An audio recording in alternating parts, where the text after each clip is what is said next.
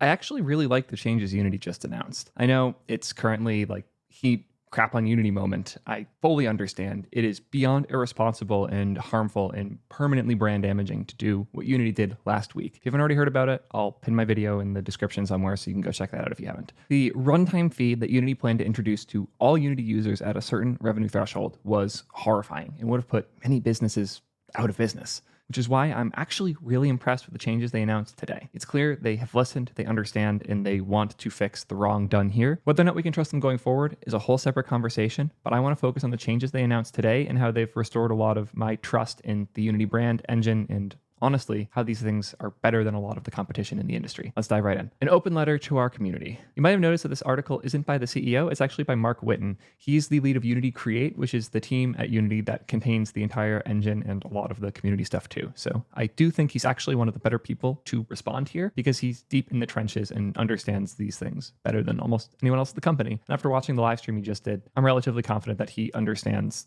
the space pretty well. So obviously they're opening with an apology. And honestly, I think this is pretty sincere, specifically calling out the things they should have done better. They should have spoken with more people and incorporated more feedback before announcing the new runtime fee policy. He even said this on the stream that they had gotten feedback and not implemented, which was a huge mistake on their behalf. He owned it, they understand it, and they're making significant changes to help here. The first really big one, and I'm pretty hyped about this, they've bumped the cap for Unity Personal, which is 3-tier of Unity, so that you will not have to eat any fees or any cost until you've made over $200,000 of revenue on that game. They will also remove the requirement to have the Made in Unity splash screen at the beginning. This is one of the main reasons people upgrade, so their game doesn't have to start with the big Made in Unity screen before going into the game.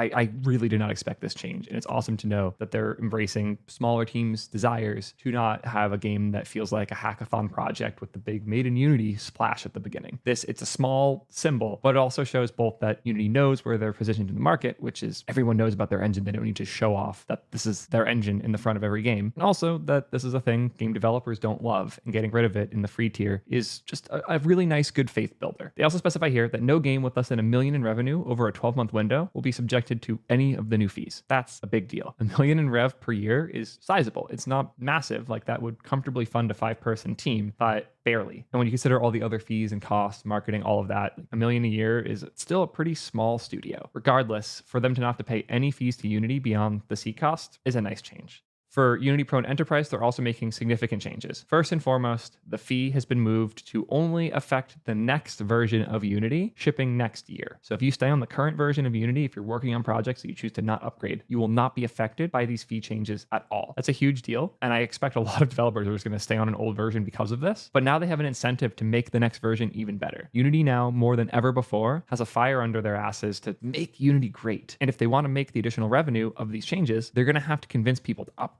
And that's not trivial. They're going to have to put a lot of effort into making the next version of Unity great. And I think that will help incentivize them to make something incredible. They were very strong about this here. Sadly, bold text does not make a legal statement. And I do think they need to bring back that open source GitHub with all of their terms of service stuff and the history of the changes. Deleting that is super sketchy, especially since they made changes right before all of this, where they had removed parts of the policy that would have prevented the pricing hell that they started last week. So I do hope that GitHub comes back. I do hope they're more interested in conversations there. Judging from the fact that Mark went on another game dev's live stream to talk about all this, I have relatively high hope. This is probably the biggest deal. They offered an alternative to the runtime fee model. The runtime fees make a lot of sense for paid games. If you're making a game for kids or you're doing free to play and you're still figuring out how to make money on it, it's a lot of those types of situations where those runtime fees can get really scary really fast. However, if you're charging $20 or $40 for an install of your game, the model makes a lot more sense. And when I first saw this number, the 2.5%, I had to think deeply about where this positions them in the market, because Epic's Unreal Engine revenue split is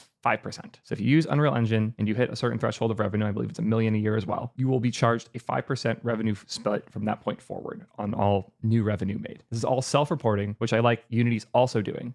Unity isn't expecting their own tracking software to generate these numbers for them. They actually want you to report once you hit these revenue thresholds. This allows for an actual back and forth to happen between the developers and Unity to make sure this is a fair shake and that they're not just randomly going to receive $1 million+ bill. I also like that this allows for different game studios with different methods of monetization position to make the right decision for their game. Since the runtime install fee is 20 cents, that 2.5% revenue share isn't going to be appealing to games at a certain price threshold. Since the runtime fee starts at 20 cents, that's the equivalent of an $8 game purchase with the 2.5% fee. So if your game on average sells for more than $8, you can choose the 2.5% revenue split. But if your game is free to play, has microtransactions or those types of things, you absolutely want to go with the revenue split instead of the runtime fees. I think this is a really good opportunity for different game developers to make a decision based on how they're planning to monetize. I think this is the biggest problem Unity ran into. Not only are they targeting different types of game devs, be it a small studio making a mobile game or a giant studio trying to take over the world, they're also targeting film and architecture and all of these other spaces. And most of these spaces don't ever have to worry about the runtime fee. Their goal here was to better their financial positioning in the gaming market without significantly impacting the other markets they're in. The Into the Spider-Verse movies are made with Unity, and they're paying the seat fees, but since they're not having users install the game, so to speak, when they're watching the movie, they would never have to pay this runtime fee. I can sympathize with the struggle here. These are very different markets to target with one game engine and one pricing model. And I think the flexibility here helps allow this engine to work in these different scenarios. The pricing model for Into the Spider-Verse is not going to work for a small studio making small games. And it seems like the flexibility here is starting to recognize it, as well as moving the bar for when you have to worry much further with the $200,000 and $1 million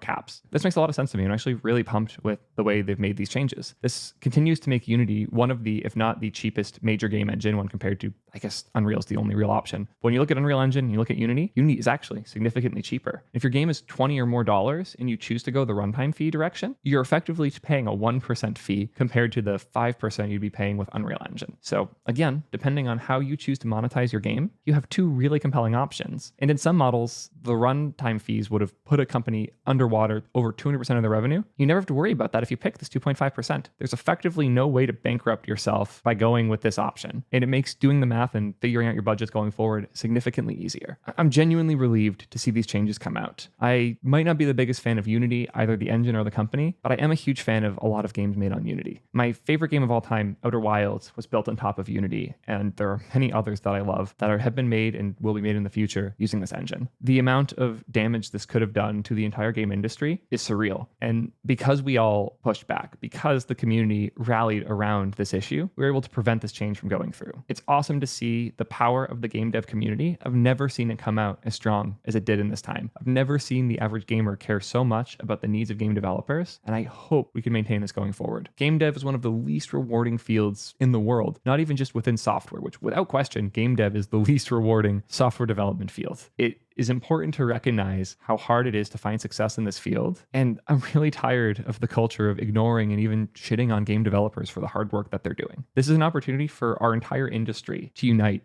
and fight for game devs going forward so they can keep making incredible world-changing pieces of art. I will always be a gamer deep in my heart. Thank you to all of the developers, to all of the community, and to everyone who pushed back on these changes. And thank you to Unity for listening, hearing us out, and doing the right thing for gaming. Appreciate y'all as always. If you want to hear me complaining about game engines more, I'll pin a video in the corner there. Thank you again. Peace, nerds.